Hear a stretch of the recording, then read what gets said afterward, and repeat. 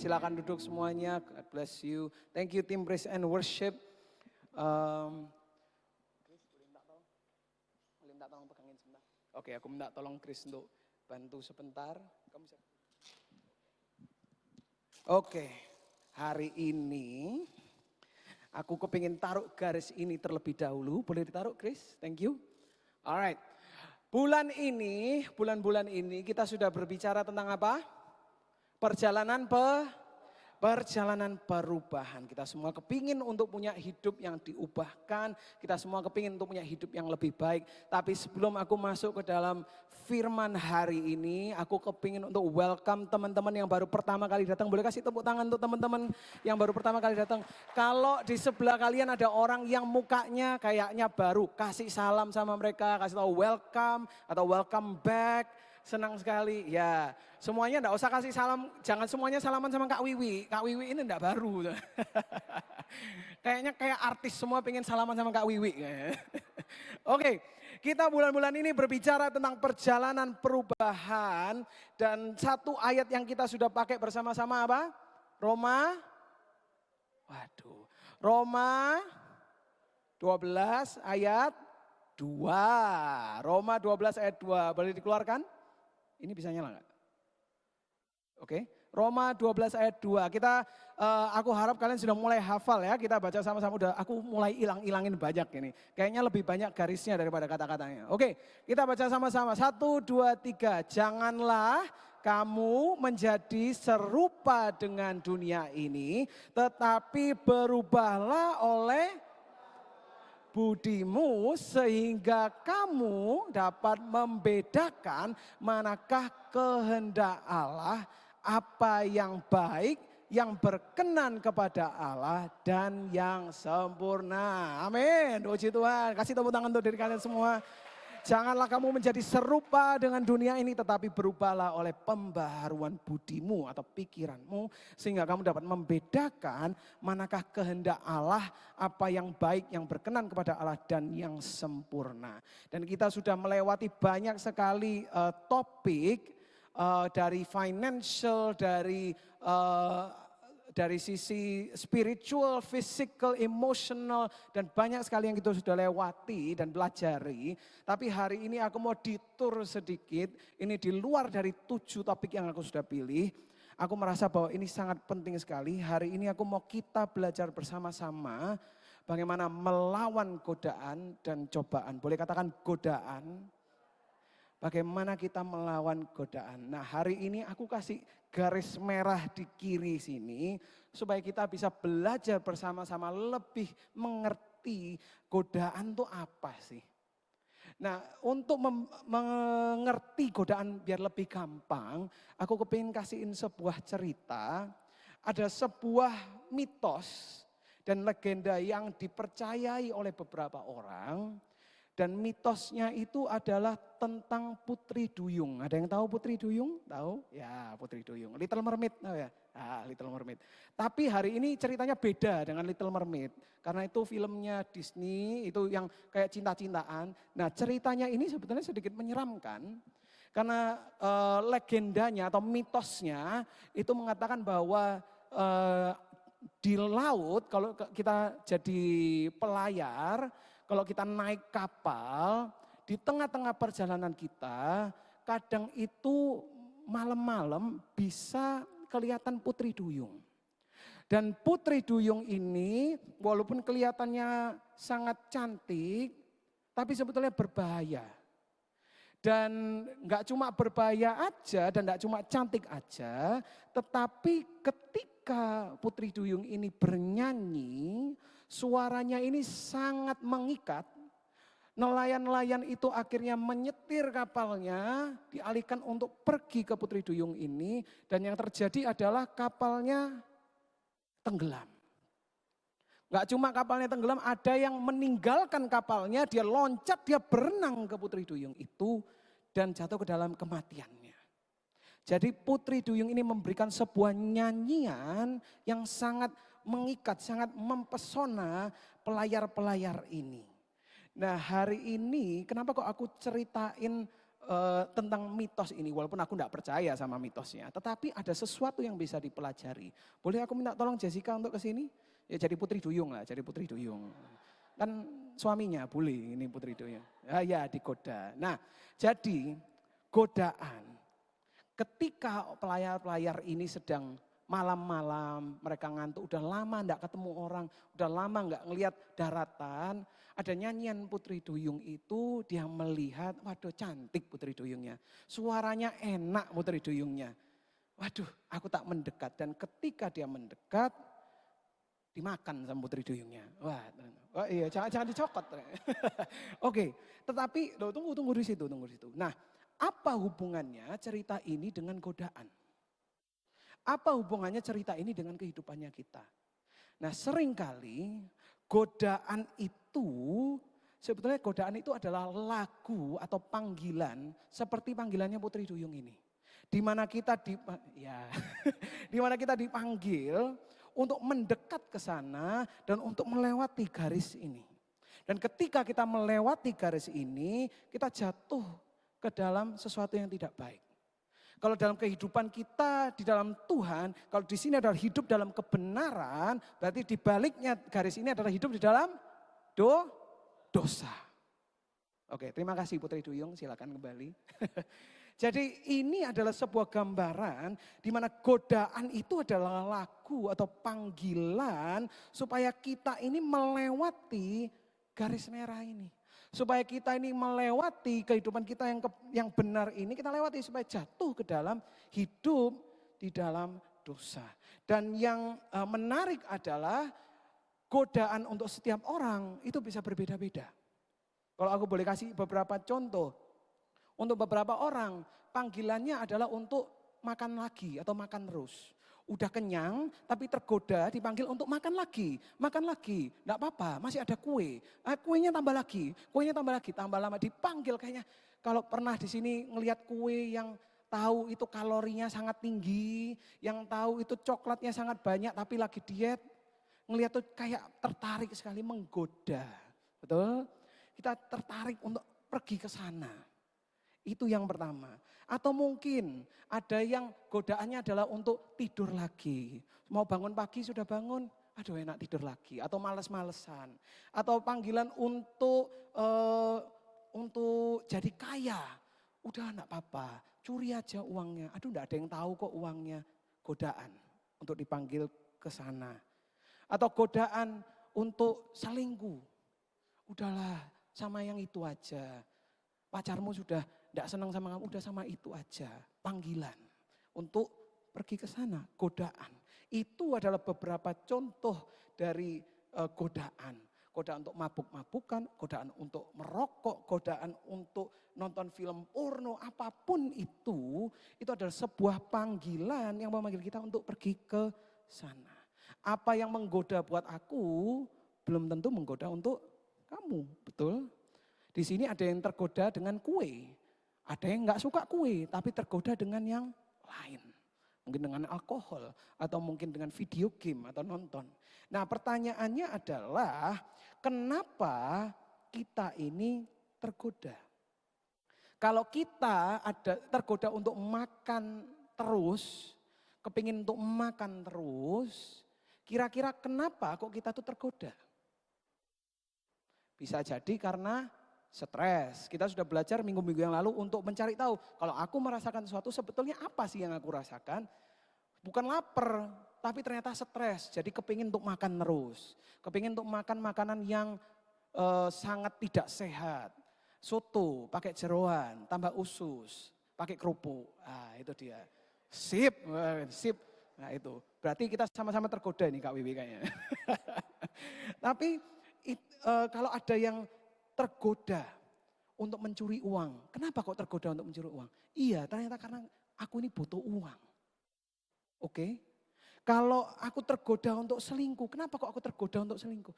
Iya, karena aku ini enggak dihargai sama pacarku. Tahu enggak kalau orang selingkuh, seringkali, ini aku dikasih tahu sama orang, kamu perhatiin kalau orang selingkuh, seringkali orang kedua atau selingkuhannya itu lebih jelek daripada orang yang pertama. Tahu dah. Kenapa? Karena seringkali yang membuat orang itu selingkuh bukan karena tampangnya, tetapi karena merasa tidak dihargai, karena merasa tidak didengarkan, karena merasa tidak diterima, tidak dilayani apapun itu. Itu yang akhirnya dia menemukan di tempat lain. Jadi kalau kalian pernah diselingkuhi, ya mengucap syukur sama Tuhan, berarti aku cantik atau aku ganteng gitu ya. Oke, tapi intinya adalah ketika kita ini tergoda, itu berarti ada sebuah alasan. Ada sebuah kebutuhan, katakan kebutuhan. Ya. Tapi tolong jangan dipakai sebagai alasan ya, habis ini selingkuh terus ngomong, iya karena Pastor Joshua bilang kebutuhannya nggak dipenuhi, jangan gitu ya, awas ya.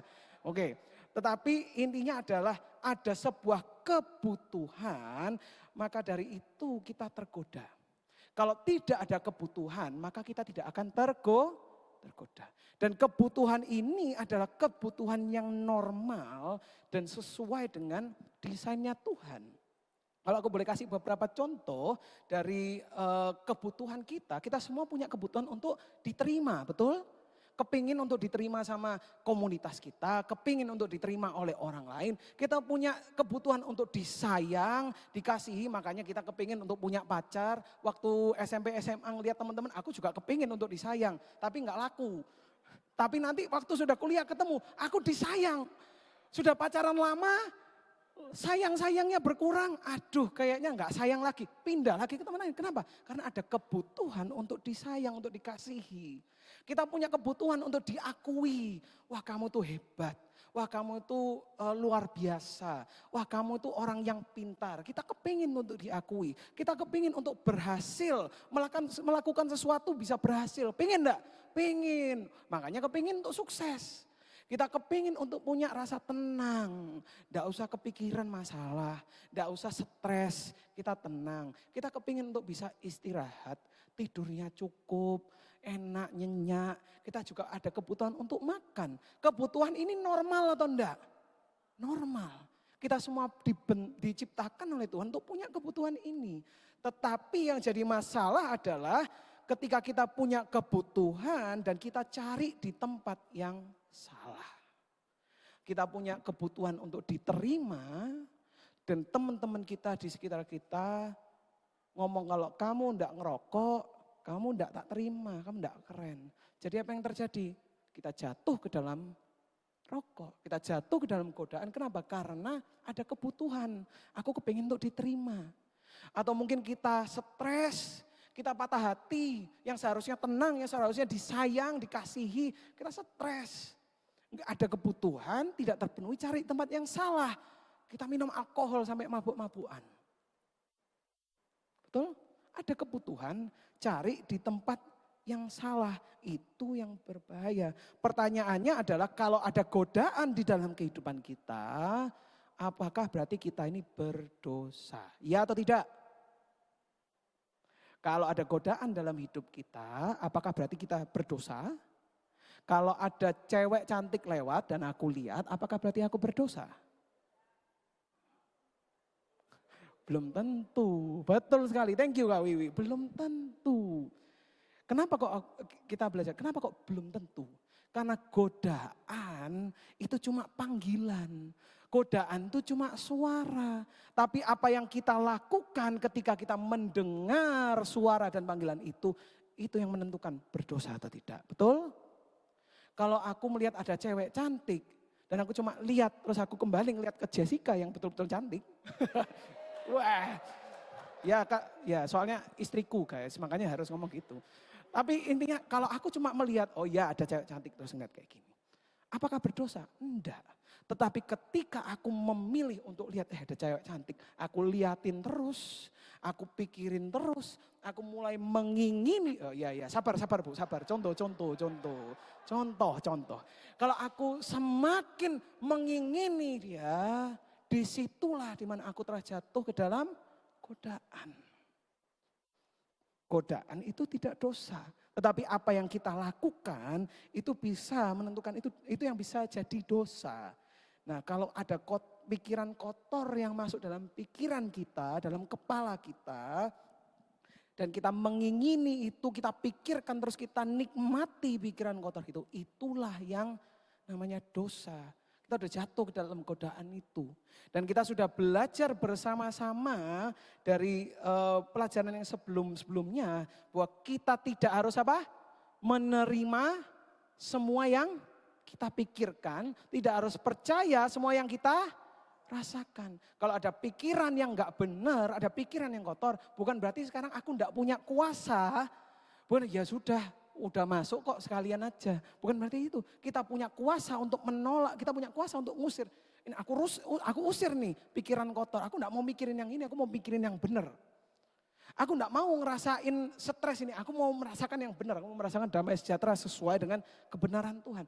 Kita tidak harus menerima semua yang kita pikirkan, kita tidak harus percaya semua yang kita rasakan. Nah, hari ini kita akan belajar bersama-sama bagaimana caranya kita ini bisa menghadapi godaan dan cobaan. Kepingin untuk bisa menghadapi? Kepingin untuk bisa mengalahkan godaan? Nah, hari ini kita belajar dari 2 cerita. Yang pertama, aku kepingin sharing cerita tentang Raja Daud. Katakan Daud.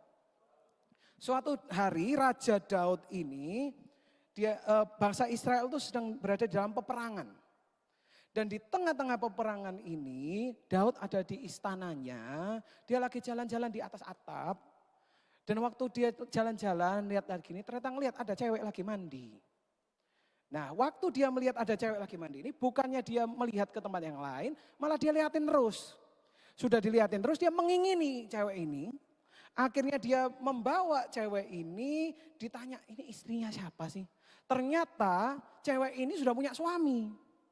Dan dia adalah suaminya dari perempuan ini yang namanya Batsheba, katakan Batsheba. Suaminya Batsheba yang namanya Uria itu adalah salah satu prajurit hebatnya Daud. Sudah tahu salah, sudah tahu ngelihat-ngelihat kayak gini enggak benar, ada orang mandi tambah dilihatin itu salah. Sudah tahu istrinya orang.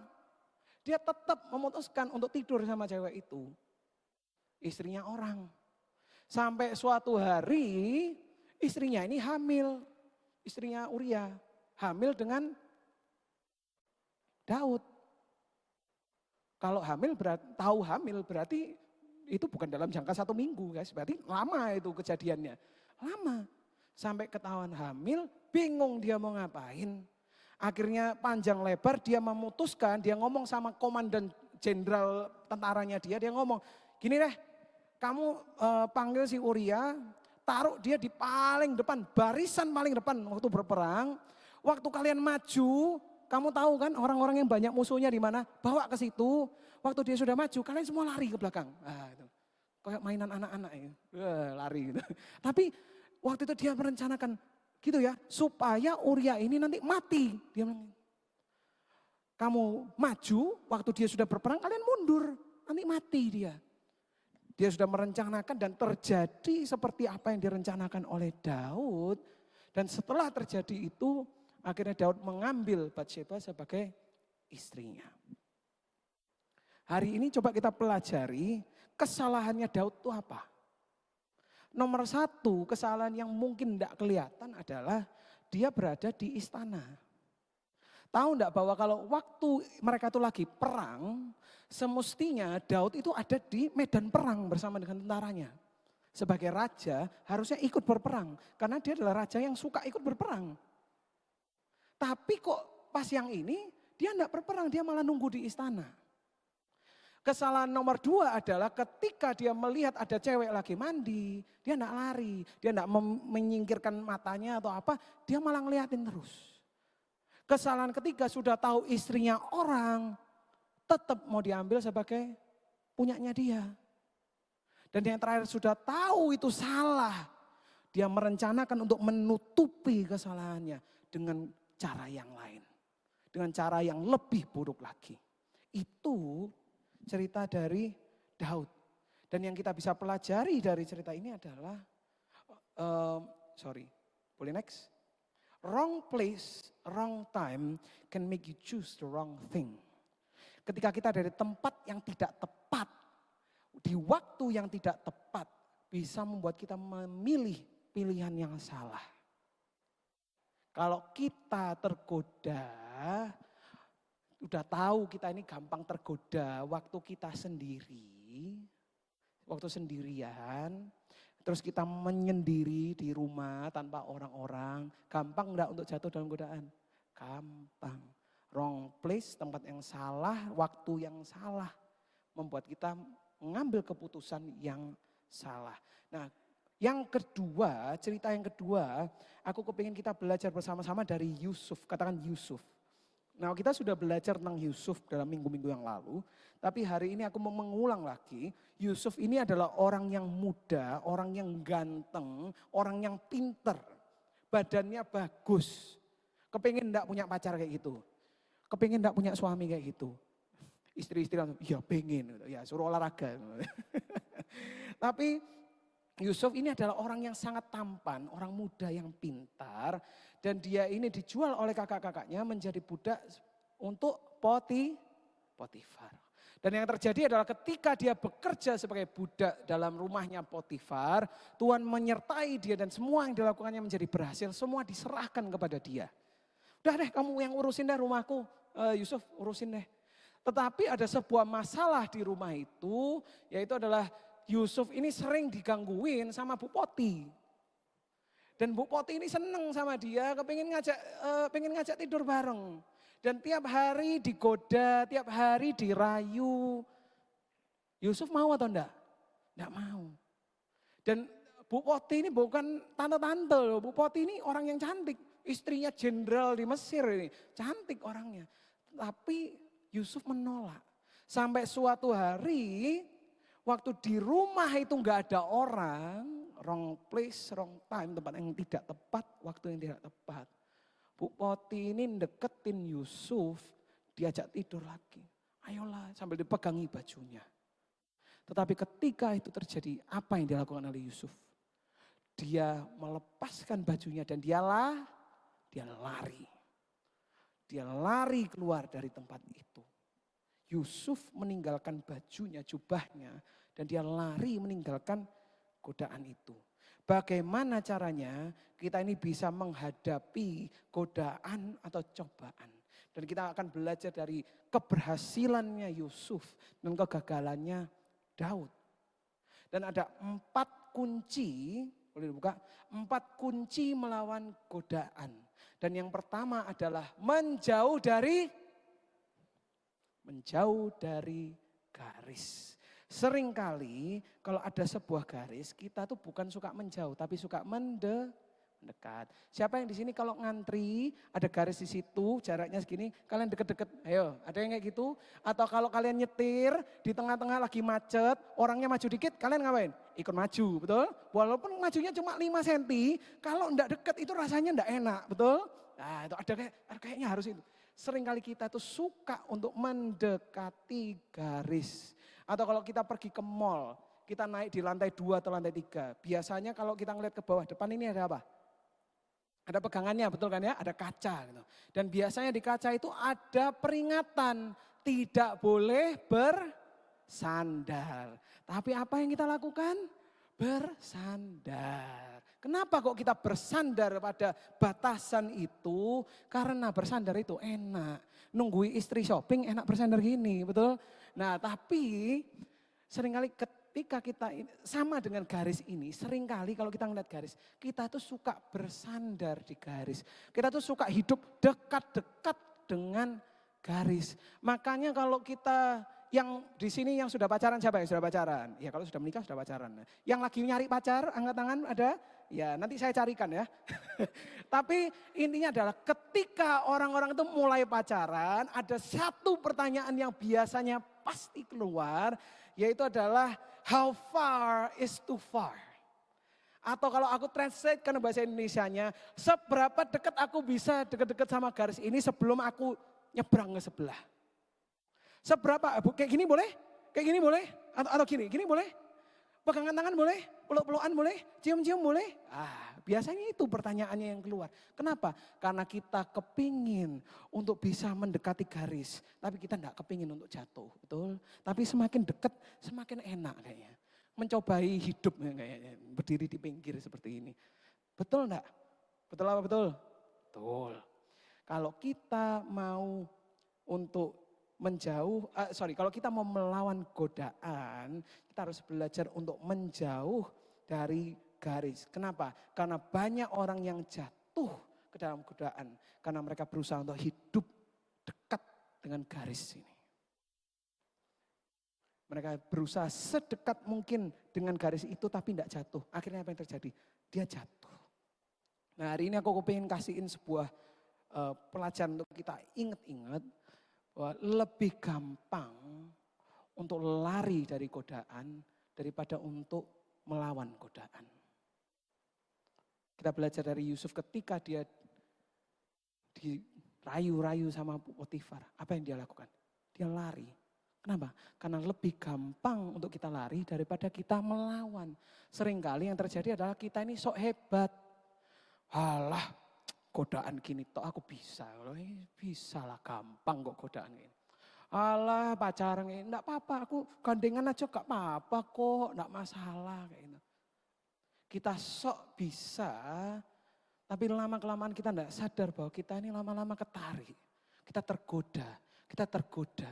tergoda sampai akhirnya kita jatuh ke sisi di mana kita tidak seharusnya ada di situ. Sampai akhirnya kita bingung, kok bisa aku kayak gini? Kenapa? Karena kita berusaha untuk mendekat ke garis, bukan menjauhi garis. Kalau kita mau melawan godaan, kita harus belajar untuk menjauhi garis. Amsal 4 ayat 26 sampai 27 mengatakan, pertimbangkanlah jalan-jalan kakimu sehingga jalanmu teguh.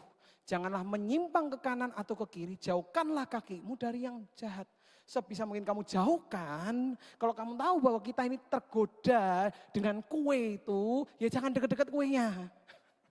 Kalau kita tahu kita tergoda untuk main game, ya kita jangan main game.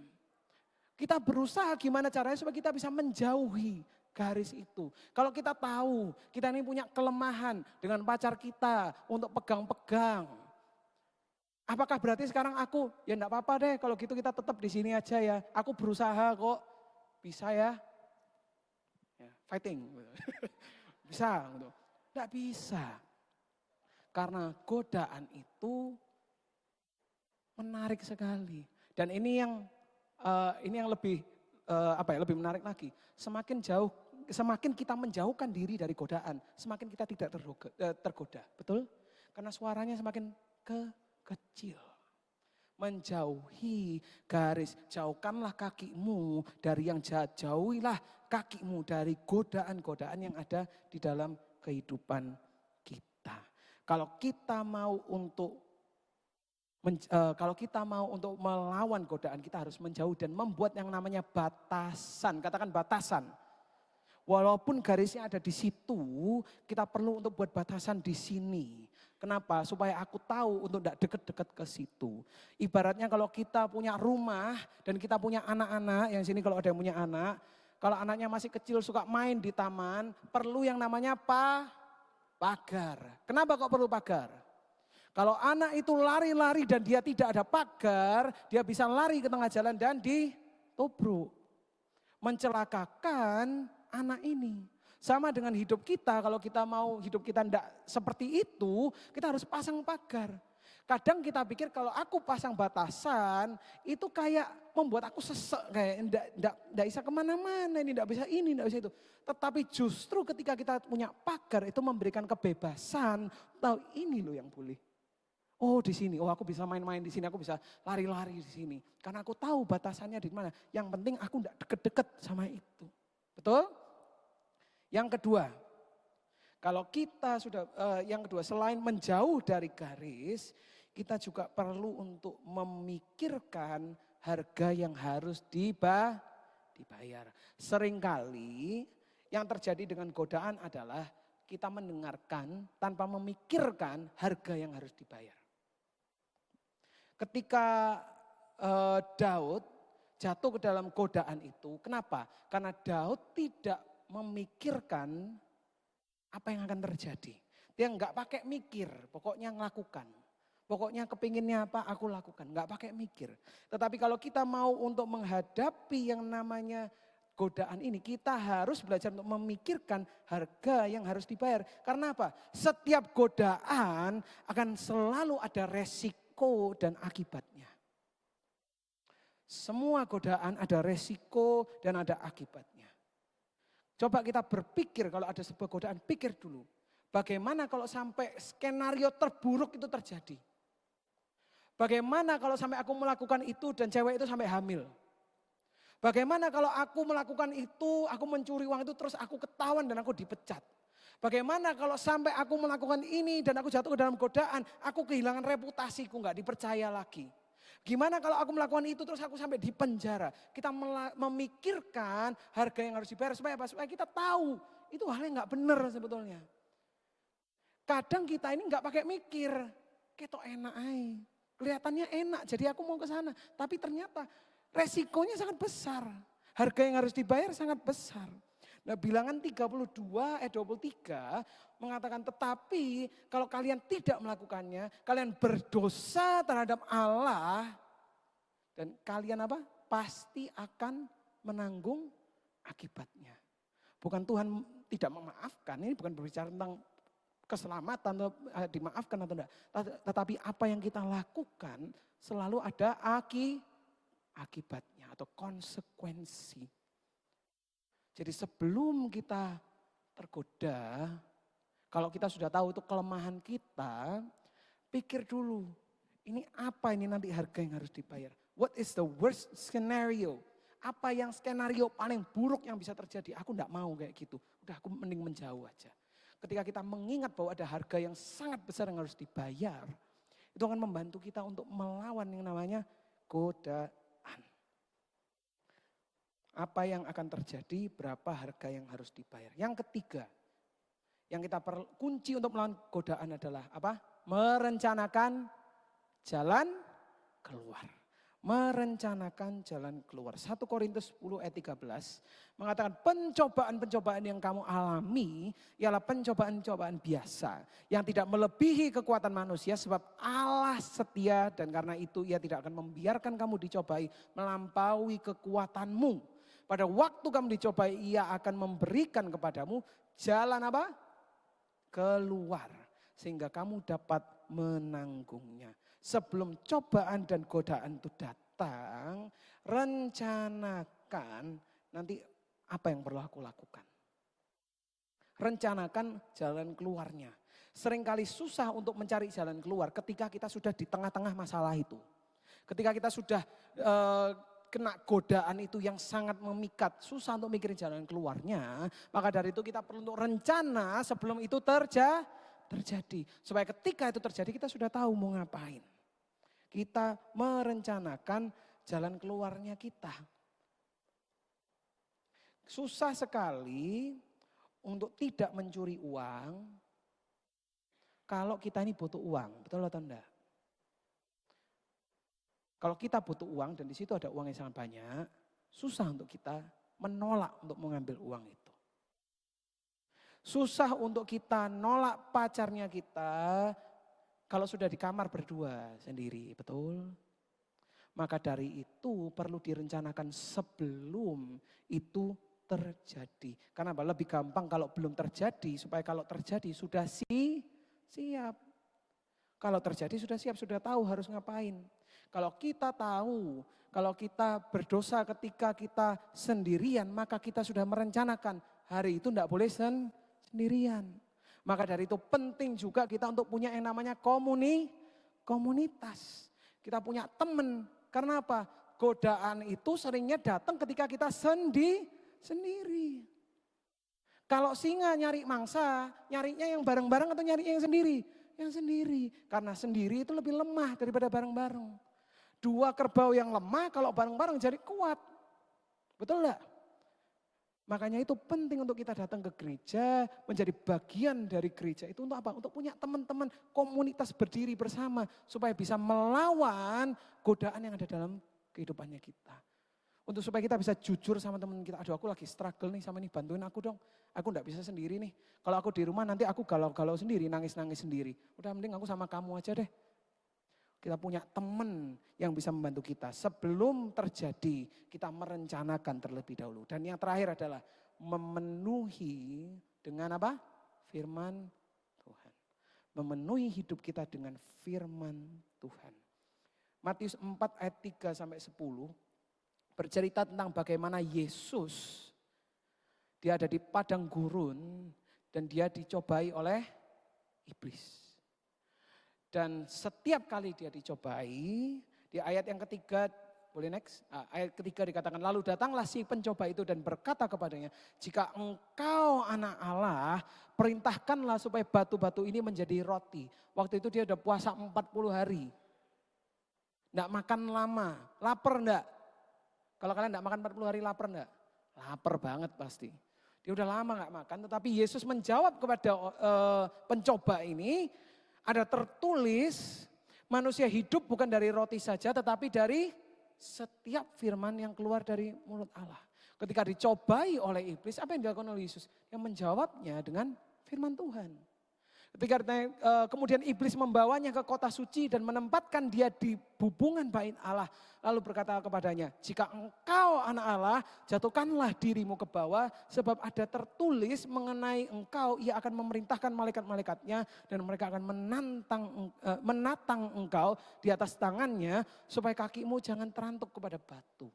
Yesus berkata kepadanya, adapun tertulis, janganlah engkau mencobai Tuhan Allahmu. Dan yang terakhir, iblis membawanya pula ke atas gunung yang sangat tinggi dan memperlihatkan kepadanya semua kerajaan dunia dengan kemegahannya. Ayat 9, semua itu akan kuberikan kepadamu jika engkau apa? Sujud menyembah aku. Tapi Yesus bilang, enyalah iblis sebab ada tertulis engkau harus menyembah Tuhan Allahmu dan hanya kepada Dia sajalah engkau berbakti. Ketika kita mengalami sebuah pencobaan, ketika kita mengalami yang namanya godaan dalam kehidupan kita, kita menolaknya dengan apa? Dengan firman Tuhan. Kita memilih untuk hidup dalam kebenaran, memilih untuk mengingat, enggak kok Tuhan enggak bolehin kok, Tuhan bilangnya seperti ini, aku mau ngikut Tuhan. Mengisi hidup kita dengan firman Tuhan. Aku boleh minta tim praise and worship untuk naik ke atas. 4 ini yang kita pelajari bersama-sama, bahwa kunci untuk melawan godaan dalam kehidupan kita, menjauh dari garis, memikirkan harga yang harus dibayar, merencanakan jalan keluar dan memenuhi hidup kita dengan firman Tuhan. Dan hari ini aku mau tutup dengan sebuah doa Daud, Mazmur Daud. Hari ini kalau mungkin kita sudah jatuh ke dalam godaan ini. Kita udah hidup di dalam dosa. Tapi kita kepingin untuk kembali. Aduh Tuhan, aku capek hidup kayak gini. Tuhan, sebetulnya aku tuh gak mau hidup kayak gini. What do I need to do? Aku perlu ngapain Tuhan? Supaya aku bisa kembali. Apa yang perlu aku lakukan? Supaya aku bisa hidup kembali di dalam kebenaran. Pertama aku kepingin ngomong. Tidak ada di antara kita yang merencanakan hidupnya untuk hancur. Tidak ada dari kita yang merencanakan untuk hidupnya selalu jatuh ke dalam godaan. Tidak ada yang merencanakan. But it happens, terjadi. Dan hari ini kalau selama ini dalam kehidupan kita, kita jatuh terus. Kita bolak-balik jatuh, kita tergoda terus. Kita kembali jatuh lagi ke godaan yang sama. Nanti kembali ke Tuhan, Tuhan aku mau berubah. Nanti jatuh lagi ke godaan yang sama. Hari ini Tuhan kepingin kalian untuk kembali. Dan betul-betul menang melawan godaan. Kenapa kok sering kali kita jatuh? Mungkin karena kita berdiri di sini. Mungkin karena kita memperbolehkan dirinya kita tergoda. Tetapi kalau kita udah belajar keempat yang kita udah belajar tadi, kita tuh namanya berusaha, kita memilih untuk tidak tergoda. Dan hari ini aku mau cerita apa yang terjadi setelah Daud jatuh ke dalam godaannya. Suatu hari Tuhan mengirimkan seorang nabi namanya Nathan untuk menegur Daud. Daud, yang kamu lakukan ini enggak benar. Lalu ada sebuah konsekuensi yang ditanggung oleh Daud dan Batsheba. Anak yang dihamili waktu itu, yang ada dalam kandungannya Batsheba ini, meninggal akhirnya. Lalu Daud ketika ditegur oleh Nathan, dia menuliskan Mazmur 51. Dan di Mazmur ini, dikatakan, dia mengatakan kepada Tuhan, Tuhan, bersihkanlah aku seluruhnya dari kesalahanku. Dan tahirkanlah aku dari dosaku. Sebab aku sendiri sadar akan pelanggaranku. Aku senantiasa bergumul dengan dosaku. Tuhan, aku tahu aku salah. Tuhan, aku tahu aku bergumul. Bersihkanlah aku Tuhan. Ampuni aku Tuhan. Dia datang kembali Tuhan. Tuhan, ampuni aku.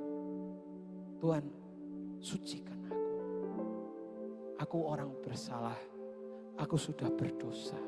Aku bergumul dengan dosaku. Ampuni aku Tuhan. Bersihkanlah aku daripada dosaku dengan hisop. Maka aku menjadi tahir. Basuhlah aku, maka aku menjadi lebih putih dari salju. Ampuni dosaku Tuhan. Dan yang terakhir dikatakan, persembahan kepada Allah adalah roh yang hancur, hati yang patah dan remuk.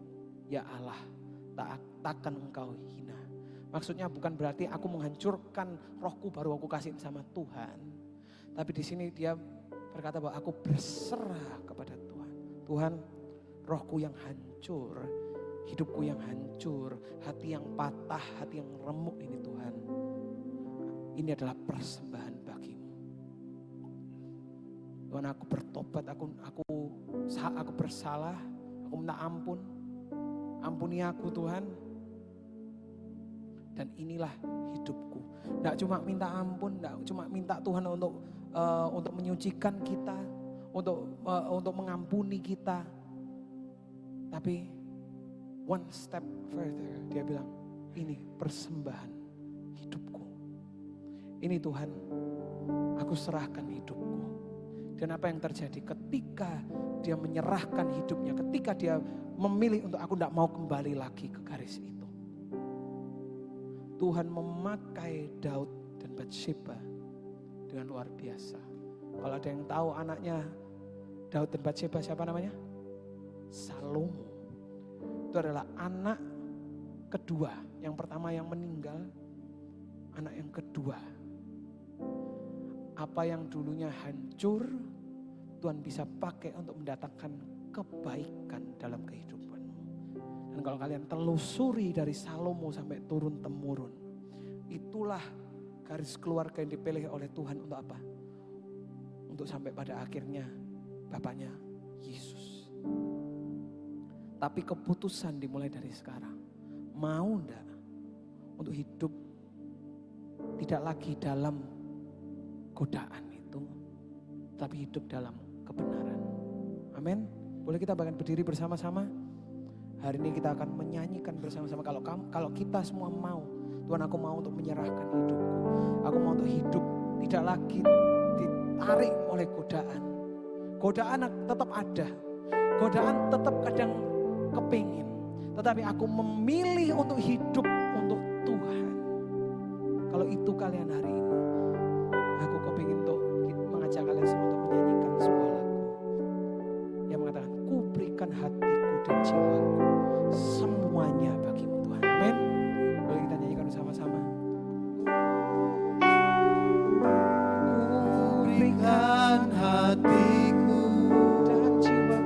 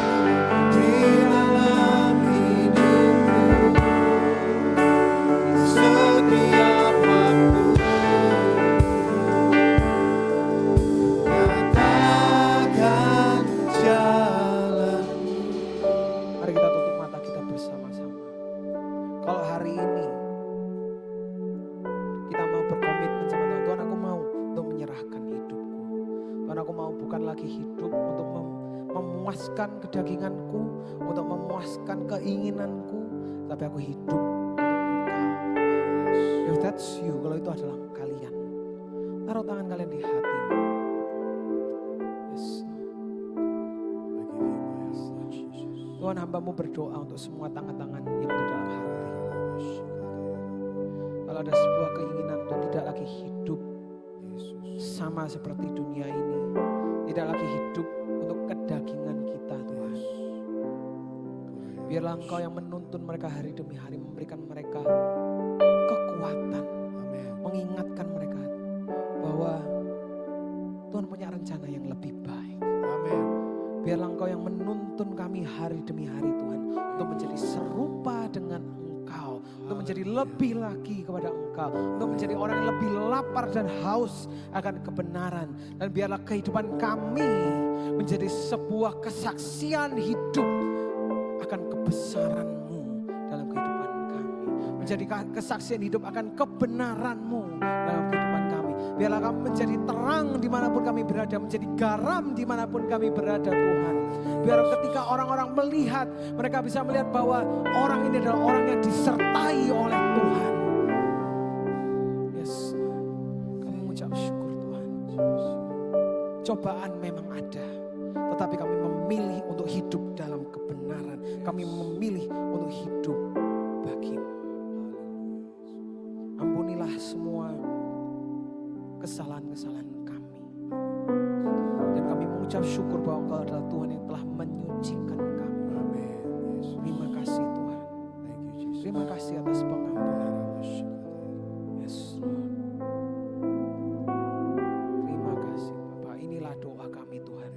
Kami mau untuk hidup dalam kebenaran dan kami mau untuk hidup melawan godaan dan cobaan. Di dalam nama Tuhan Yesus yang percaya, katakan bersama-sama. Amin. Haleluya. Semuanya kita akan mari kita persiapkan persembahan kita. Kita mau kasih persembahan untuk Tuhan. Hari ini kalau kita bisa diberikan kesempatan untuk memberi kembali kepada Tuhan, kita percaya bahwa Tuhan sudah memberikan kepada kita, kita akan mengelola dengan baik. Amin. Kita adalah pengelola-pengelola dan kita mau jadi pengelola yang baik. Mari kita berdoa untuk persembahan bersama-sama.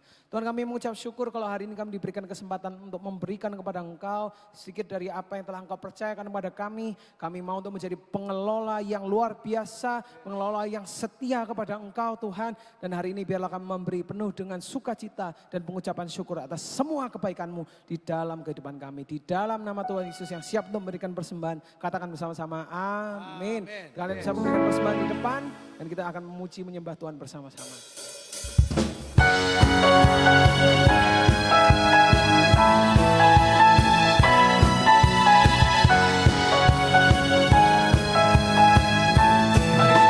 Mari kita bangkit berdiri memuji Tuhan. Jalan bersamamu akan ku Tuhan selalu menopang kita, menopang